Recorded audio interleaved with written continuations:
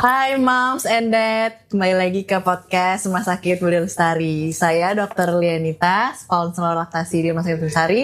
Kali ini kita kedatangan lagi dengan Dr. Putra, spesialis obgyn dan konselor laktasi juga. Gimana Dok, apa kabar hari ini? Baik, alhamdulillah. Senang dong. Alhamdulillah, cerah banget Dok. Lagi. Ya ampun, siang-siang gini Moms ya. Lagi kita dengerin edukasi-edukasi yang bagus banget. Jadi untuk para moms dan endet di rumah juga bisa dengerin kita di mana aja, bisa gitu. Atau mau konsul langsung ke rumah sakit juga ada. Prakteknya kapan aja sih Dok? Setiap hari. Setiap hari. Senin, Selasa, Rabu, sampai Jumat. Waduh, jadi kerja setoran bagaimana nih Dok? Tulang punggung keluarga. Oke, jadi kita enakan bahas apa ya Dok? Paling tentang hamil kali Dok. Mungkin hamil yang biasanya mams pada bingung ya. Kapan harus ke Kapan obgyn? sih kalau misalkan harus ketemu sama dokter obgyn tuh? Jadi kadang-kadang konsep berpikirnya kadang-kadang gini lah, kalau misal positif atau hamil baru ke obgyn gitu ya. Ya, sebenarnya idealnya adalah ke obgyn itu dari sebelum merencanakan kehamilan. Oh, bahkan sebelum ya Dok? Iya dong, jadinya minimal 1-3 bulan aja kan minum asam folat tuh. Oh iya. Mencegah Vitamin ya Dok? ya mencegah anak cacat kan ya, untuk apa namanya tuh nutrisi asam folat yang cukup untuk persiapan kehamilan. Juga untuk screening nih, nanti pas ada nggak gangguan atau anomali dari kandungannya, entah ada miom, entah ada kista, entah ada apa yang memperlama proses nanti terjadi kehamilan, mempersulitlah seperti itu. Tapi yang paling penting adalah mempersiapkan kehamilan dengan nutrisi asam folat 1-3 bulan sebelum kehamilan. Jadi bukan pas test positif, bukan pas hamil, apalagi hamil besar baru ke dokter, seperti itu. Jadi memang sebelum hamil pun harus konsul ya Dok, sebaiknya. Jadi untuk melihat kondisi kandungan moms, entah tadi saya bilang ada miom kah, ada kista kah, ada adenomyosis kah.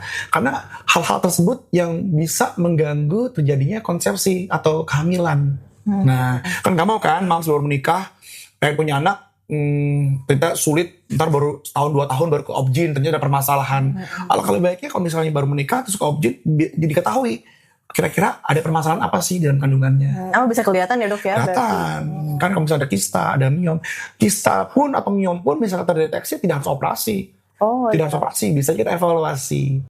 Atau bisa kita nggak kasih obat, hanya kita edukasi masalah vitamin, nutrisi, dan lain-lain. Oh, jadi memang nggak harus dia langsung dioperasi? Oh, enggak. Tapi intinya moms itu mengetahui tubuhnya tuh udah siap belum? Ada apa sih? Bagus apa enggak sih? Siap untuk hamil apa enggak sih gitu. Apalagi kalau misalnya udah tes positif. Kalau saran saya, pas tes positif, secepatnya untuk daftar ke dokter kandungan. Tujuannya apa? Untuk melihat tuh hasil konsepsinya ada di dalam rahim apa enggak.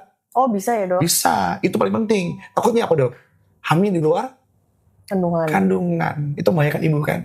Dan nanti trimester 2, trimester 3, trimester 1 itu disarankan 4 minggu sekali, sebulan sekali, sampai dengan 28 minggu atau 7 bulan.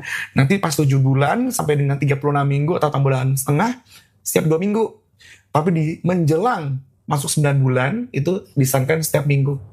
Oh, jadi memang awal-awal untuk semester pertama memang tiap semester bulan. Pertama sampai dengan semester 2, itu tiap bulan. Tiap bulan. Nanti masuk semester 3, sampai dengan menjelang 9 bulan, 2 minggu sekali. Nanti pas 36 minggu sampai dengan lahir disarankan seminggu sekali atau ada keluhan gitu. Oke Dok. Berarti memang edukasi itu balik lagi memang penting ya moms untuk menyukseskan dari kelahiran ya Dok. Mau itu rencana normal atau sesar. Betul. Tapi ya kita nggak usah ngomong normal apa seksionya dulu. Tapi bagaimana proses dari persiapan kehamilan sampai dengan nanti 9 bulan itu anaknya sehat walafiat tanpa kekurangan suatu apapun. Nah, dan ibunya juga harus sehat. Artinya apa tadi aku bilang, kalau misalnya tes positif segera untuk ke rumah sakit. Tujuan apa? Bukannya, Dok emang udah ada manfaatnya? Ada manfaatnya. Manfaatnya untuk ibu. Kenapa? Untuk keselamatan ibu. Memastikan bahwa kehamilan itu ada di dalam rahim atau di luar rahim. Seperti itu Dokter Rita. Ya ampun, memang sih.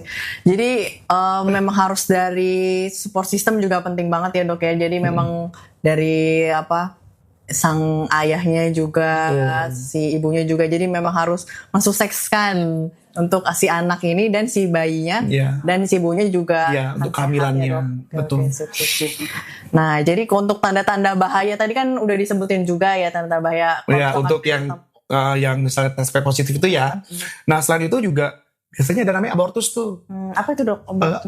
Keguguran. Keguguran. Atau terancam keguguran. Ada abortus iminen, abortus incipient, incomplete, dan complete. Yang paling sering datang itu adalah biasanya imminence atau terancam keguguran sama incomplete yang sudah keluar. Oh ya. Nah, itu harus dievaluasi. Nah, sebelum terjadi incipient atau incomplete, bahkan complete, di saat iminen, di saat ada hamil muda dengan flag-flag, saran saya harus diwanti-wanti itu, harus dievaluasi.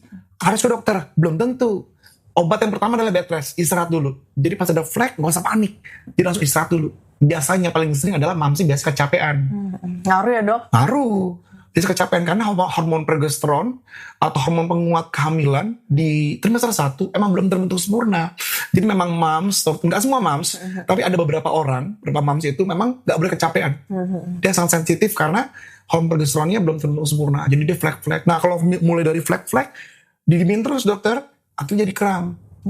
Kram akhirnya jadi kontraksi dan anaknya keluar dan perdarahan. Ya ampun, ya.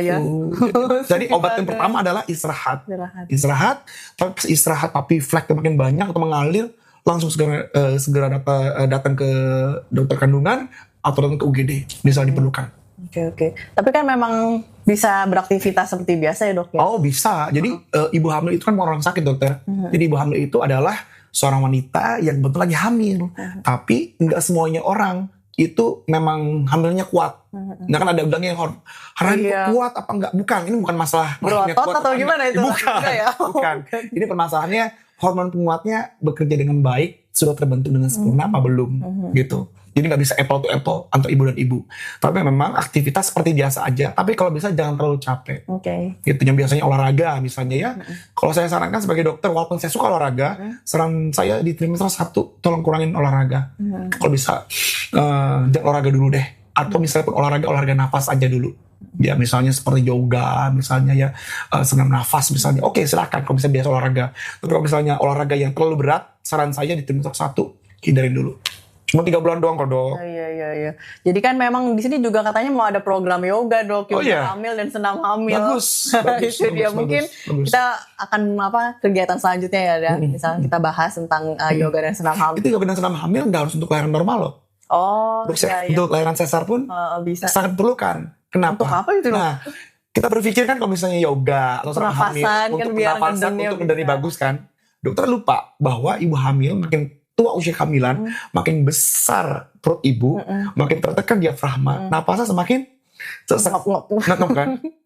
Andai kata ibu bumil tersebut sudah latihan pernafasan dari pertengahan trimester 2, dia pasti paru-parunya, ototnya lebih bagus. Jadi nanti dia merasakan trimester 2 akhir, trimester 3 atau 9 bulan menjelang operasi misalnya seksual, itu tidak terlampau pengap seperti orang tidak pernah olahraga. Iya. Udah latihan duluan. Latihan nafas. Jadi nafas itu bukan untuk kedan aja, dokter. Jadi juga untuk mempersiapkan trimester 3 yang memang membawa beban yang lebih berat dengan diafragma yang menekan. Jadi udah adaptasinya udah lumayan ya, udah berbulan-bulan, jadi lebih enjoy kali. Betul. Dan jangan lupa di saat ikut yoga atau selama hamil kan punya komunitas tuh. Ngobrol, sharing-sharing. Banget kan. Nah, ya kan? Jadi nggak worry bukan masalah normal pas sesarnya, tapi masalah vitamin, masalah dokter, masalah rumah sakit, masalah mau lahiran di mana, masalah mau berbincang masalah ASI dan lain-lain. Jadi bisa punya teman perjuangan. Nah, jadi ibu hamil tidak sendirian. Jadi itu salah satu keuntungan ikut yoga gitu. Ya kan? Ngobrol kan? Kalau perempuan tuh berapa sehari berapa kata-kata tuh.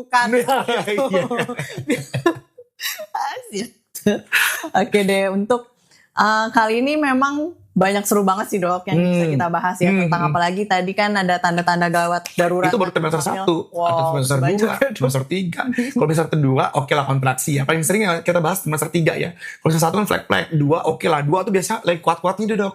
Kuat apa dok? Lagi kuat-kuatnya, artinya Oh, lagi rahimnya lagi kuat-kuatnya, hormon progesteron, hormon penguatnya lagi udah terbentuk sempurna. Terus apa namanya itu mual muntah sudah hilang dan anaknya belum terlalu besar. Jadi nafasnya tuh masih enjoy lah ya. Jadi di saat trimester 2 itulah ibu hamil, bumil itu lagi nyaman-nyamannya. oke. Dan sebenarnya ada beberapa case terjadi di trimester 2. Tapi paling sering itu gawat itu di trimester 1 dan trimester 3. Nah, kalau trimester 3 itu biasanya tanda-tanda gawatnya adalah air tuban keluar. Oh, iya. Tuh ya, paling sering tuh. Atau tensi tinggi dalam kehamilan. Itu juga bisa.